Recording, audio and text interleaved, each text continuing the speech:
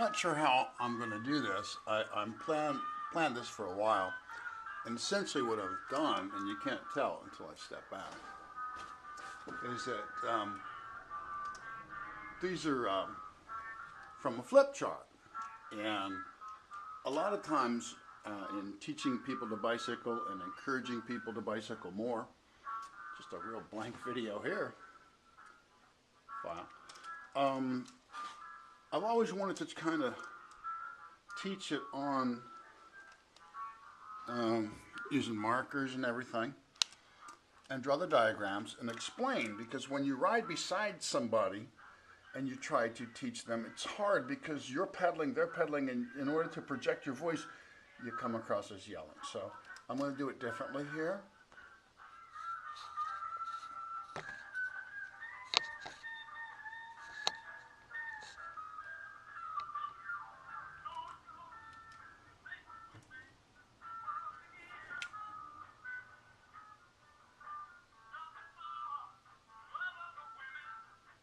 One bicycleddie develops the cam. Okay, so that's the first one. So I found a way to mount the camera, and we're talking a bicycle.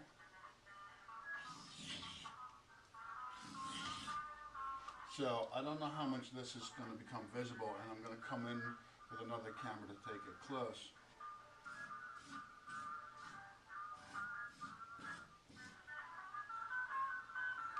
So it's the balance on the bicycle. The bicycle is a combination of the old Greek concept of machines, and then machines put together to create better machines. When you bicycle, you use a pulley, which is the derailleur.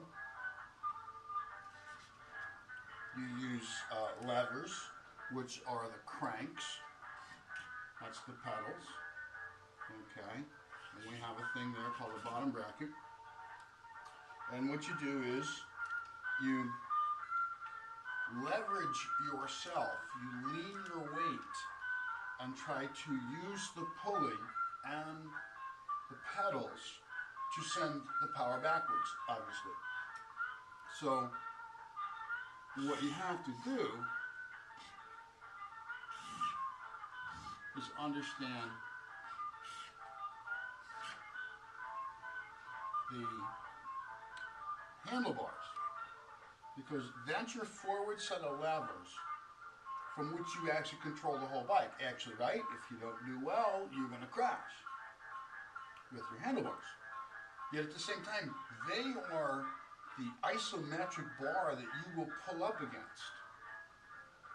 And in trying to build this diagram in this bicycle, until I come in with the second camera, I want to point out that the human body is going to lead you down. That's a big one. You're going to be coming down. See how yellow it does? Like this, and you should have your elbows folded. When you ride a bike,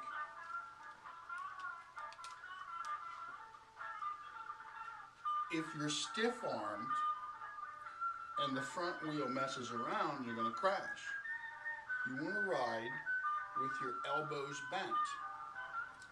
So I'm going to have to bring the camera in closer for that. But essentially, this is the person on the bike.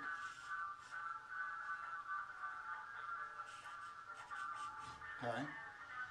And your arms come like this, and you want a fold in them. You bend at the elbow. That becomes your shock absorber. And in doing so, you're able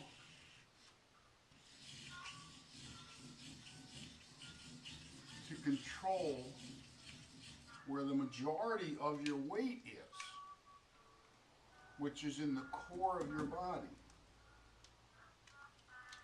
Now, your legs also have a part where you're going to be either loose or stiff at your knees.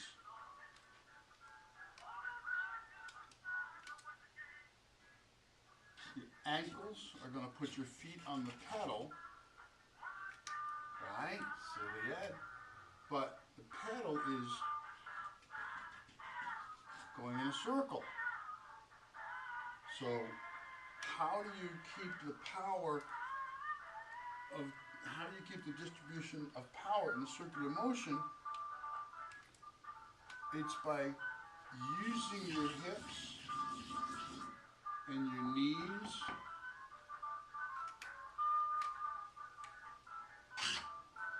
to stay slightly off of the seat. Okay? That's why they call it a saddle. Alright? If you rode a bike, or if you rode on a horse and you just sat on that thing that you see John Wayne ride on, you would rupture yourself if you're a man. If you're a woman, you'd deliver your intestines down on the horse. They have stirrups, and you see them put their feet in the stirrups, and they bounce their legs and their bodies up and off the horse in relationship to the horse's trotting or galloping. And this way they are holding the core of their weight to the center of the horse, knees in, and that's important for cycling, knees in. You want to try to bring your knees as close as possible to each other. That helps you drive the power from the center of your body. Now, that's one of the cameras. And let's see if I can explain this a little bit better. This scribbling on the wall is my first attempt to try to give people information on how to go from just getting on a bicycle to making it 5 miles, 10 miles, 15 miles. So that's my sketch of a bike. And in the other video camera, I've kind of explained the dynamics. So in this case, I'm going to continue to draw and allow the other camera to catch the rest of this particular, what I would call lesson 1. So, that's your body. The bike has the back bracelet, back part, and if you're used to it, you have something there. But what does the derailleur do? At the center of the bicycle, and I'm not sure how much of that it's going to get, so I'm going to bring that in. At the center of the back wheel is the cog, or what's called the freewheel. My first try here. So this is going to try to be an explanation of how a derailleur works. Because the combination of forward power, balance on the bike, and the correct gear are what will take you from just going around the block to going 5 miles or 10 or 20 or across America. So this series of circles indicates what are called it's a cluster. They're called cogs. They all have a different number of teeth. Now, let's see if I can do this on camera. Okay, yeah. I wanted the blue one. There's the blue one. So, okay. As you know from looking at your bike, this thing in the back all has teeth on it. Right? And they feed into the chain. Well, what does derailleur mean? It means to move from one rail to the next. Now, up here, same thing's going on. This is called your large chain ring. This is your crank. That's your pedal. pedal is also on something that's spinning in a circle, so that your pedal allows you to move forward and yet continue in a circle. So now the derailleur, you know, I would think that the mysterious part for somebody who's new is a derailleur. How and why to shift? The metaphysical, metaphoric question is, why do bikes have 10, 15, 20 gears? My bike has 21, a lot of bikes have 18. There's that many situations, there's that many inclines, there's that many possibilities at a minimum on how to use this wonderful machine. My chain, my pedal, coming in the back. Okay, now, the derailleur has what's called a hanger arm. Goes like this. Has a pivot.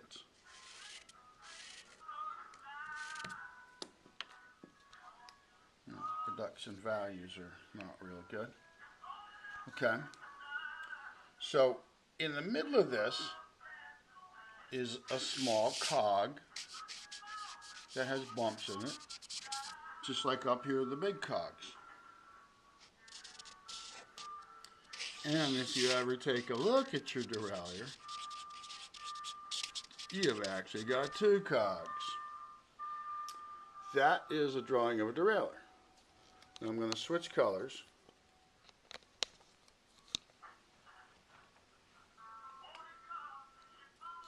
I don't think yellow's going to do good, but I'm going to try. Alright, so now here's your chain. Here's some yellow, okay? The chain is coming down here, comes into the derailleur, and is rolled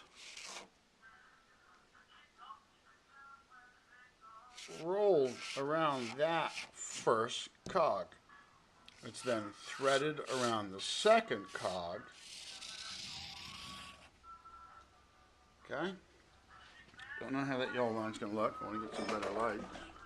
So I'm going to use a different color. And when I do these videos, if I'm on the bike, you know, I don't really know what they look like. Got to use imagination. So this is the same thing. So now, okay. So here we are. This is a description. The bike, the person, the saddle, the arms folded, pushing the weight on the front of the bike. The knees are absorbing part of the weight. The feet are absorbing more. The bike has a rack, and down the bottom it has a derailleur. This is a description of the derailleur, okay, without the person being visible. That is the front chainring. It's not what you think it is. It's the front chainring. That's the back cluster. They're actually called a freewheel. It's a series of different sized gears. This is the derailleur, which moves the gears from one level to the next. You also have a front derailleur, but that's an issue for another time. So now I'm trying to show how the chain moves. And because I'm going to teach you how to look at your derailleur as you shift. So you're going to come down like this, and I'm feeling like the weather person now because I'm looking at this as I'm filming it. And there's a cluster there. Okay? The chain will loop around it and then head into another cluster. You go along here, and it's going to end up. I'll do that again, right there. After all, it's a chain. It's all connected. Okay? So what each gear does is the cables pull this part and that part in a certain direction.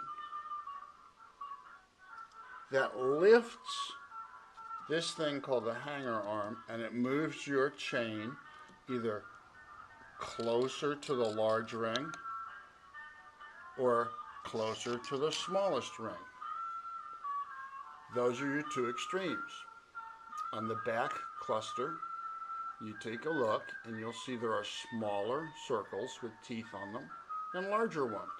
And everything in between is a gear ratio. And when completely looked at in that spectrum, it's measured in inches for how far out it's extended. So the derailleur can be like that, or it can have the George of Seinfeld problem and be totally shrunken and end up very, very close to right here. So when you're climbing up a mountain, your gears are real close together. The chain will go through there. Now, okay, here we go again. We're continuing with the sketches, which are, these are bona fide, bought them at Staples flip charts, substantial size drawings.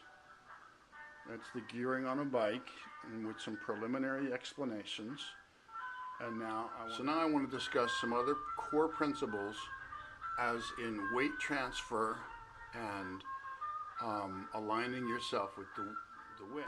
This is another one of my Staples notepad drawings, and this is to indicate to someone how to properly balance themselves if they're in a position where they're not doing a lot of pedaling, or the ideal, what we call rest and roll. Now, these are techniques that I've taught for about 35, 40 years, and I want to explain that in the background, my future is my past, and this is a recording of a Grateful Dead concert on July 29th, 1974 in Landover, Maryland. So this video, when I put it on YouTube, they will probably say, banned in certain countries, but they'll let me do it, I hope. So actually, the reason it's part of what I'm doing, okay, so this is a person. See the eyes, it's not a turtle, it's not Mitch McConnell, it's a mouth. Those are the hands. I'm representing a female person here. So, because I have a couple of females that have indicated they're interested in riding. So in this case, what we have is in the background, I was at this Grateful Dead concert. A true mashup is a mix of different levels of media arts. So I took this from, I'll start over here again. I took this digital recording, DAT, from YouTube, which was an audio recording. There was no video, just the cover of something, by June 29th, 1974, and I was there, and I remember the concert, and it's pretty interesting that I use it for the background of my life today. It enables me to do a lot of reflection and just enjoying what's going on. Okay, now, that's the seat. That's the seat post. That's the back rack of the bike. This is the front. Those are the handlebars. Okay?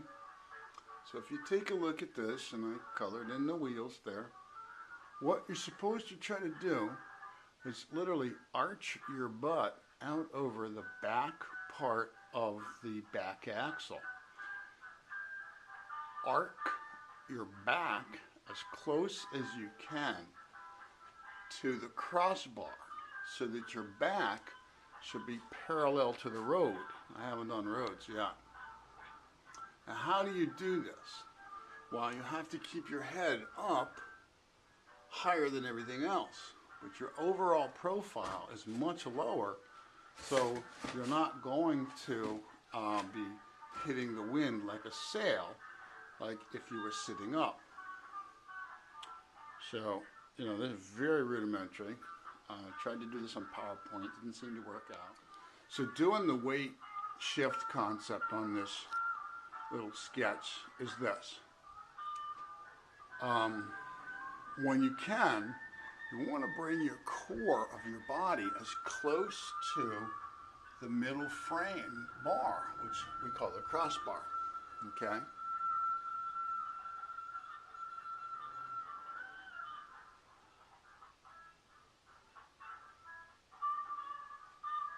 And by folding your elbows and putting your hands on the handlebar, you have a total reduction in wind drag. Okay, now, how then do you pedal? Well, next, it's going to be the ballet. So, while I went off camera, I drew that triangle, okay? This is about gymnastics and using the bicycle with weights to understand how you're shifting that triangle back and forth. Now, in this pink bicycle's purposes, I'm going to show what I call switching the triangles of weight. Bicycle is a tremendous amount of gymnastics involved in it, and the bike itself, the center frame, is your balance beam. And you're working both sides of the balance beam at the same time, and you're using the core of your weight in triangular function, and I'll show what I mean. Okay, continuing the lesson on how to balance, we have blue-wheeled bicycle, pink blue wheels on the bike, pink bicycle, we have the orange person, as I described that. And the orange person is trying to keep the back as close as they can parallel to the crossbar. This is the crossbar. Okay, and in order to do that, the orange person has to fold at the elbows. Okay. Now, the elbow can be folded and kept rigid and locked while folded, or loose. Loose will allow the elbow to raise and lower the upper body's weight like a shock absorber on a car. This obscene looking thing is a seat. Now again, I'm just trying to show certain people. So here you have, this is the core of the hip, that's the person's body, and down here's the knee, and there's the pedal. Okay, in this particular position, this could be somebody going down a hill, okay? They're keeping their butt off the seat. But what that is an arrow. I want to indicate that at the correct time, you would fold your knees more, bring your butt closer to or land it on the seat. Version of modern art. What we have here is these triangles, and it looks like a peace symbol, looks a bicycle. The triangles indicate, when you ride a bike, where your balances should be. Okay? Now notice that the bases of the triangle are up in the air. That's your body. That's your butt, the core of your body, your upper arms and shoulders and head. And this is the way the weight is to be distributed. Now below the triangles are the different axles you're working on. The back triangle shows that you're tossing that weight to the back axle. Okay, while I talked about the railer, it's all about the axle, the pedal, and the axle. So, looking again, recap, the middle triangle, downward, okay, again is the body sitting on the seat, but not really sitting on it, just straddling it, bouncing off of it, up and down as you shift your weight. Now, if you look at all three triangles, you could draw a human around them. But that triangle is where your upper shoulders are and your neck. And depending on what you're doing, we'll go back to this character, you should have your arms folded at your elbow for reduced posture for wind resistance. So that's the previous drawing. This one is very minimalist. This is actually not a frown. This is to represent the different natures of how water is engineered to go off of a road. As water goes, so goes the bicycle. Okay? So it's common sense, all roads are crowned. So the water flows to either side. Well, the bicyclist gets greedy and learns how to find the center point of a crown. And for this first one, which this is all freehand, That's about the center point. So what you're supposed to do, you and your bike,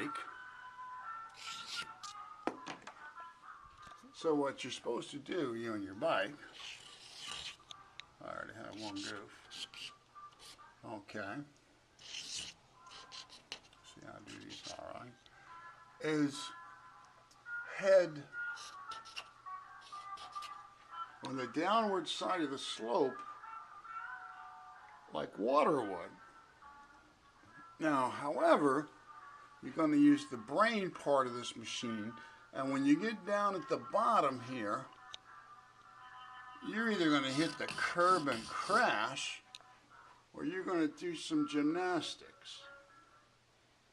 Okay, so on the second level, I'm going to show the gymnastics, which is a different view.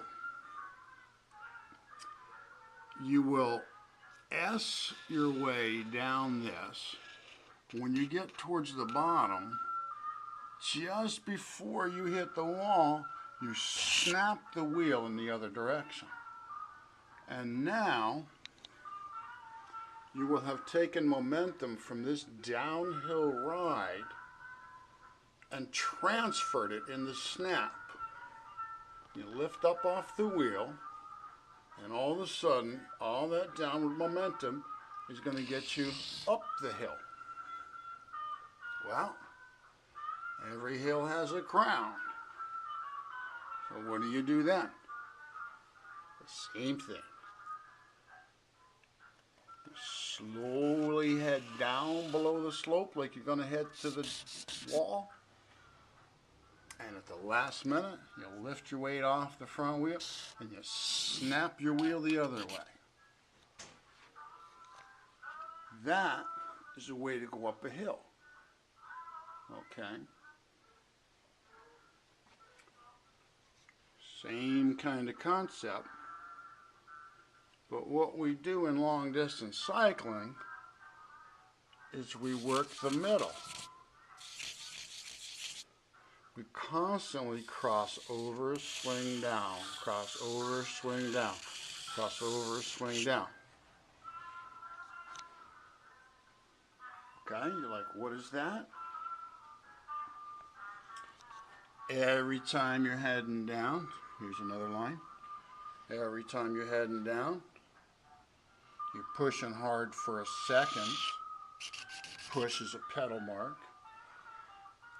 Dots mean ease of effort. Now when you spin the wheel, you're taking the weight off of the pedal and allowing yourself to go across. And as soon as you get across, what way are you headed? Down again. So there's a way to reverse slalom on almost every road possible. Couple of strokes down on the pedal. Last minute before you hit the wall, swing the wheel up like that. And this is how people go from this to that, to the S-curves of the Alps, and coming down those big high-speed 50, 60 mile an hour turns that they do.